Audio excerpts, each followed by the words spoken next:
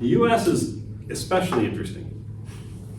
The U.S. is interesting because the U.S. had virtually no damage from the war, right? I mean, a couple islands in Alaska and, some damage at Pearl Harbor, but basically there was no fighting on U.S. soil. And so the U.S. found, and the U.S. had enough experience with World War I, et cetera, to know that they had to make a good transition to a non-wartime economy. So in many ways, the United States had a much easier road than Germany, France, Holland, England, Soviet Union, et cetera, because they were trying to rebuild war economies at the same time that they were trying to, acclimate to a non-war situation, and they're trying to rebuild the physical infrastructure at the same time they're trying to rebuild the economy. The United States had no infrastructure to rebuild. But the US government did a number of things that they were very intentional about to rebuild the society they thought they should have. Now, I want to point out one thing, which is even the United States, the end of World War II was basically the end of 15 years of economic hardship, because the Depression was before World War II, and the United States had not pulled out of the Depression. The New Deal had helped in the late 1930s, but the United States was still basically in a depression up until 1939, when the U.S. economy got a big boost by selling a bunch of stuff to England to fight the war, right? And so in the United States, basically since 1930, people have been dealing with the Depression, and then once the war started, the economy picked up, but now you have rationing and things like that, and lots of men leave the workforce in 1941 when the Army starts drafting, et cetera. So the United States government basically set out a plan to return as fast as possible to normalcy. But the question is, what is normalcy, right? Is it going back to the Depression? Probably not the goal, right? Is it staying in a wartime economy? Not the goal. And so the US government made a number of very key decisions, and one of them was that part of the key to normalcy was shoving as many women out of the workforce as fast as possible, because that would allow those jobs to go to returning veterans, and they made the decision consciously that to rebuild a traditional form of femininity was necessary for building a viable masculinity after the war. They knew that they didn't want to keep a sort of wartime masculinity built around being soldiers, etc. They wanted to build a peacetime masculinity that men could aspire to and embrace that was not built around military service. But they felt that one of the keys for that was to create a femininity that validated masculinity without military service. So, a number of things they did. One is the GI Bill. Everyone familiar with the GI Bill? So, the GI Bill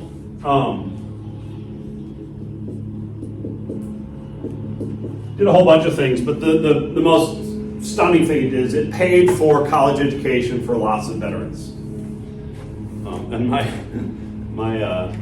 first wife's father was, I've talked about him, he was gunner in B-17 in World War II. He went to college right after the war on the GI Bill, and he said it was really kind of astonishing because all these classes were just like 90% men, and they were 90% returned veterans. And he once told me a story. He was in an economics lecture. He went to New York University. He was in an economics lecture right after the war, and the class was like 90% veterans, and the comms professor was talking about some economic thing. He says, for example, take France, and some guy goes, I just did. Okay. So the GI Bill was actually a radical social engineering move, because it not only reintegrated, it did a number of things. It was kind of brilliant in a way. In one sense, you have all these veterans who are coming back, and you don't want them to be unemployed, right? You don't want a sky-high unemployment rate. But the economy is going to take a while to transition from being a wartime economy to being a peacetime economy.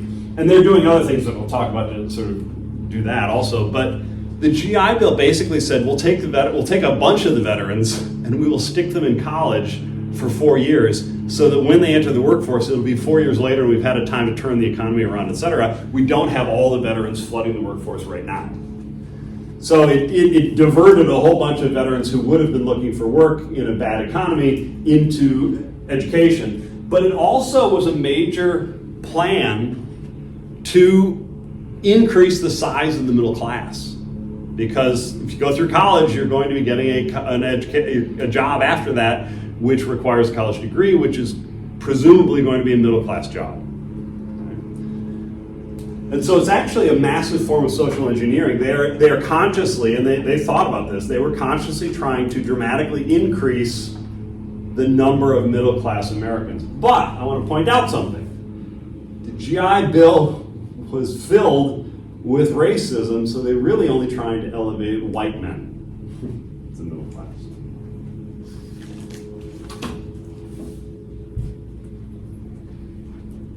Any questions about that? There were also all sorts of things in the decade after World War II that were meant to sort of dramatically reshape the American economy. Yeah, listen. So what did they say to returning veterans of color about that? Or did they just pretend that didn't exist? The way it worked was that universities would just not admit them. So in theory, you could go to college on the GI Bill, but if you couldn't find a university that would accept you. So I believe, I'd have to check this, but I believe some returning African-American veterans did go to historically black colleges on the GI Bill, but they weren't getting into, NYU. I also heard some stories, I don't have a fact check them, but I've heard some stories that veterans of color returning from World War II had a lot of trouble even getting payments from the GI Bill for things that they experienced, or even home loans from the GI Bill that it is. Yeah, well, the home loans, I'll talk about that in a second. It's a whole other issue, but yeah. But absolutely. And basically everything the GI Bill, and this was the same after Reconstruction, after the Civil War, the government sets up these programs that are supposed to help everybody, but the bureaucrats on the ground in this office or that office are discriminating against African Americans, so they're just not allowing the benefits to go to those people, right? Or Native Americans or whatnot, et cetera.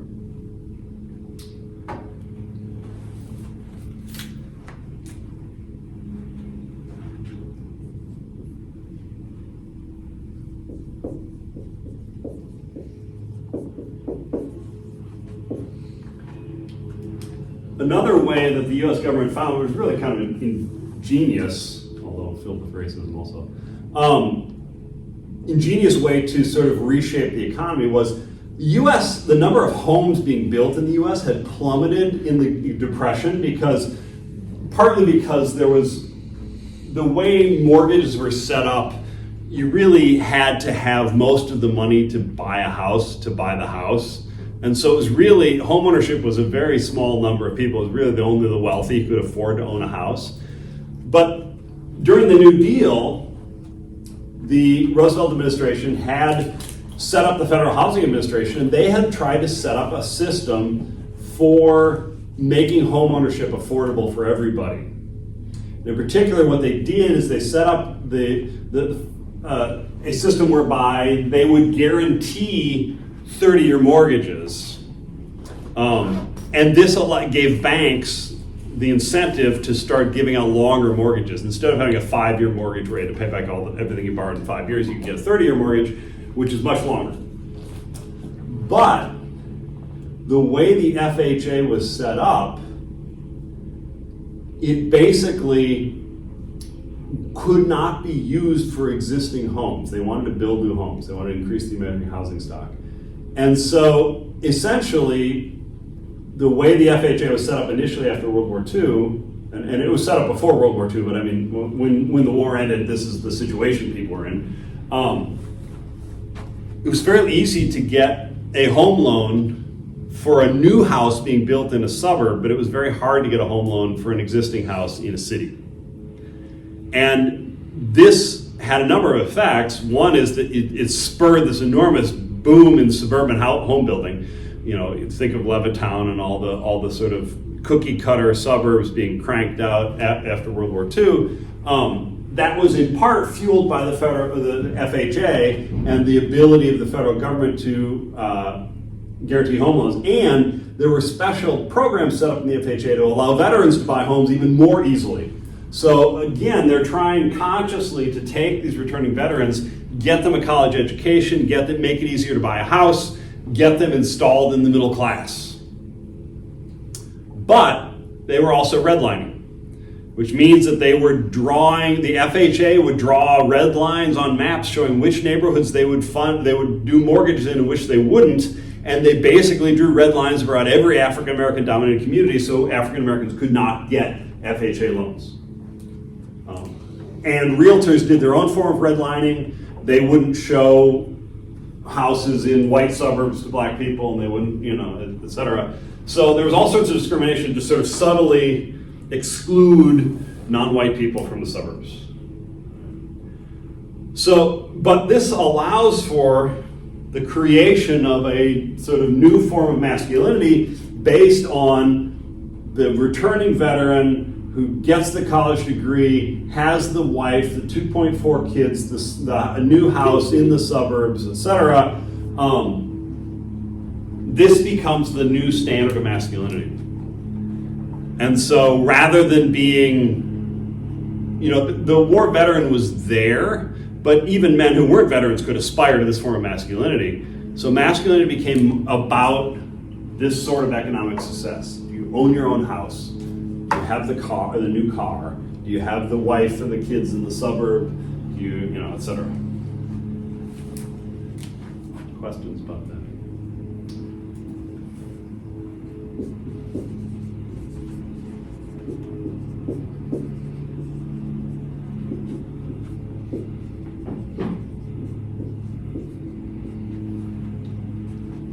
But another form of this masculinity was the man in the gray flannel suit. Does that mean anything to anybody? There's actually a movie by that name. There's also a book by that name, which is totally unrelated to the movie. Basically, the post-war era sees an explosion of a number of new companies really take off, catering to new products and things.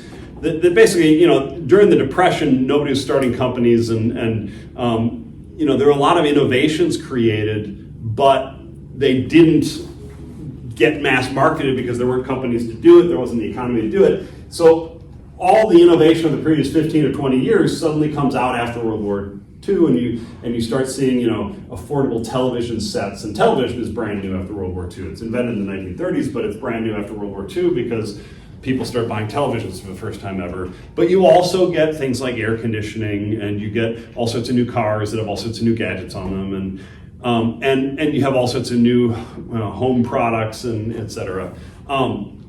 So you have a whole bunch of brand new big corporations, IBM, for instance, or et cetera. Boeing, dramatically grows, and this creates a new sort of, for lack of a better word, corporate culture that meshes nicely with the sort of masculinity we saw in Saving Private Ryan, which is the idea that the essence of masculine heroism in World War II is contributing to the overall war effort by satisfying your mission. You have no control over the overall outcome of the battle, etc. You could die. You know that you have a good chance of being sacrificed for the mission, but you are willing to do that. You carry out your duties anyway, without fuss and without panic, etc. You simply quietly do your duty and carry out your mission. And I call this a sort of a corporate masculinity. It finds its counterpoint in the man in the gray flannel suit. This new form of masculinity is the guy who is competent, does not show a lot of emotion, he's not emotional, he's not dramatic, etc. He just quietly does his job. He's in the big corporation. He doesn't have to, his job doesn't have to be heroic. He sort of gets the reflected heroism of working for IBM or Boeing or NASA or whatever, even if he's just crunching numbers or he's an actuary or what have you. But there's a sort of a new glamour about the man in the gray flannel suit who wears the nice suit to go to work every day and works for the big corporation in the gleaming skyscraper, and he drives there in his brand new Chevy that he comes from the suburbs, and he leaves behind his beautiful wife and his two kids and the dog, and etc. that becomes a new image of masculinity. But what's interesting about it is that even at the time, people are aware that this form of masculinity was a facade, that there was a whole bunch of PTSD underneath there. And the drinking culture of the 1950s, which was absolutely gobsmacking, was in part all these veterans dealing with everything they were repressing, because the man in the gray flannel suit doesn't show any emotion. He's cold and competent. I mean, how many of you have seen Mad Men? TV show? Just one. If you want a vision of the 1950s and 60s that is in some ways just astonishing, I think it's on Netflix still, maybe not, I don't know. Go find Mad Men and just watch a couple episodes. It's about an advertising agency, but the people in it are veterans, the men in it are veterans, and it's got everything. It's a loving portrayal of the dysfunction of the 1950s and 60s. When you get the term yuppie?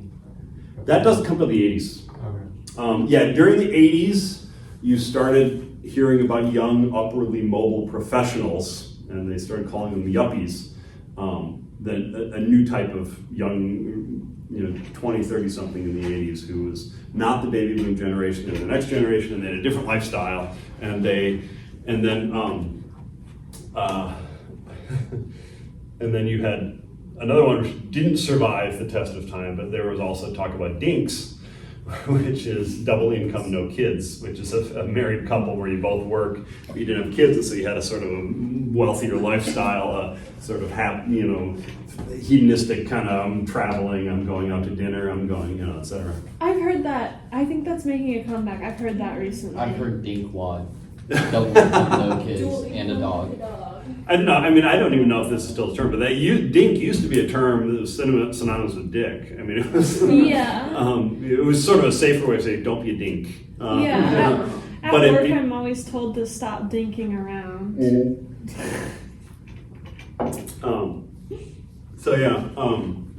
But yeah, yuppies are the 80s. And actually, it was originally yumpy, but that doesn't work very well. It was young, upwardly mobile professional. Yeah, I was like, is that supposed to be an acronym? And then when you said dink, and dink was an acronym, I was like, yeah, but where did the M go? Yeah, no, it was originally yumpy, but that doesn't sound good, so it became yuppie. Interesting. I always thought that a yuppie was a former hippie who then switched to a more corporatized. I thought so ideal. too. Yeah, well, that's where the etymology of the word, they were basically coming up with a word that sounded like hippie, because hippie was a current term, but I am not aware of there being an assumption that hippies turned into yuppies in 1982 or something. But there was definitely, when I went to college, I went to McAllister College down in St. Paul, and there was a big culture of activism, et cetera, but McAllister was, the average income is up there at McAllister, and so the running joke was, you're going to be everybody goes to McAllister and they all start dressing like hippies and wearing patchouli and not bathing and wearing, gypsy dresses and stuff, and then upon graduation, they immediately join some finance firm on Wall Street and become yuppies. But I have been thinking about shaving my legs post-graduation. yeah, see, it's the corruption setting in already. Don't do it. Hold the line. Don't give in. Don't give in to the man. So the man in the gray flannel suit is actually, and in fact, the movie The Man in the Gray Flannel Suit is precisely about a guy who is a war veteran who comes back and wears the gray flannel suit, works for the big corporation, seems successful, and he's got the great job in the suburban whatever, but he's absolutely tormented by what we would call PTSD, and he's falling apart inside, and it's a sort of psychological drama about how he's trying to maintain the facade of cool, calm, collected, rational masculinity when he's actually a seething cauldron of post-traumatic stress disorder. It stars John Hamm, which has convinced me to watch it. Oh yeah, that was John Hamm's big thing. That was his big break. And also, what's her name? She's in Handmaid's Tale now. Elizabeth. Oh. Oh, I know who you're talking about. That was her big break also. This is one of the shows that various like spam accounts on TikTok and etc. have gotten all the clips of and just post like basically the entire shows in like 60 second clips. That's the thing that's happening right now. So that's why I've seen some of it. I don't know if you guys will respond the same way. I see the show, and my wife and I watch it, and we're just like, oh my God, my parents had that that glassware, or my parents had that TV set, or and it's just like it so lovingly recreates the 1950s and 60s in terms of clothing and architecture and furniture, etc. It's just like this perfect snapshot, and then it's just loaded with absolute utter misogyny. Yes, It's Elizabeth Moss. Moss, that was it, Elizabeth Moss. But anyway. And the clips are being circulated along with like House and a bunch of. Oh my gosh, I was just gonna say, I've watched like so much House, but only because it'll come up on Instagram Reels and I'm just like, and I have to watch like the whole It's a clip. weird phenomenon. It's young Sheldon for me. Oh yeah. All right. Do any of the, I'm curious about the older like 80s shows that were super huge, like ER or NYPD Blue. I love ER. Okay, ER is still a thing. Not really though. No, just in Erica's world. My parents were big ER fans, so. Well, you brought up Mad Men. I've seen a lot of Mad Men clips. That's where I've seen it. I've never watched the show, but I've Yeah. seen a lot of clips. Well, that one's much more recent. That was like 2010 to 15 or something. NYPD Blue and ER were way back in the 80s. Or West Wing, it was the 90s. Got one at NCIS. Yeah, that's the tail end of I that. don't think they've gotten like it started with lots of recent stuff like Young Sheldon, and it seems like it's going further and further back when these like constant videos like start running out of the shows that go back and back and back, and I'm assuming at some point they'll hit the 90s and then Yeah, when you hit the honeymooners, you'll know you've hit the beginning of television. You start seeing MASH clips, then. Yeah, exactly. it's a weird phenomenon. Don't make me feel old. I grew up on that. Hey, it's a great show. I also grew up on MASH, just on BTV. Yeah, sure. All right. Any thoughts on? Young The other half of this is that they're rebuilding a form of masculinity around the man in the gray flannel suit, the corporate guy who fits in the big organization and has the glamour of the big corporation, even though he's just a number cruncher or a pencil pusher or whatever you want to call it. The other half of that is this construction of hyper-domestic 1950s womanhood. That femininity, they basically are trying to, there's a conscious decision by the US government and lots of corporations, et cetera, to try to force women out of especially middle-class women, back out of the workforce, partly to make space for veterans, for men, but partly because they felt that one of the necessary ways to recover from the end of World War was to rebuild traditional gender roles. There was a conscious decision to rebuild traditional gender roles, and they felt that this was really necessary for putting the war behind them. And there was a sense that this is what the soldiers had fought for. That this was the reward for the veterans because they had gone off and defended our culture. They now get to come back to traditional gender roles. And so there was a very big push for pushing women out of the workforce. Women still continue to go to college, but they took the MRS degree. My mother did. That's what I'm getting.